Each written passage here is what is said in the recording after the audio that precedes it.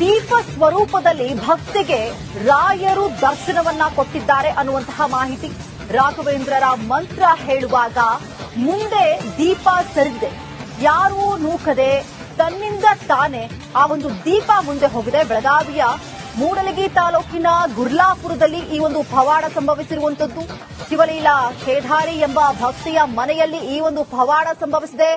Recorder on ಮಾಡಿ ಮಂತ್ರ ಹೇಳ್ತಾ ಇದ್ದಂತಹ ಸಂದರ್ಭದಲ್ಲಿ ದೀಪ ಸರಿದಿರುವಂತಹ ದೃಶ್ಯಗಳನ್ನ ಕೂಡ ನಾವು ಗಮನಿಸ್ತಾ ಇದ್ದೀವಿ. ರಾಯರು ಒಂದೊಂದು ರೀತಿಯಲ್ಲಿ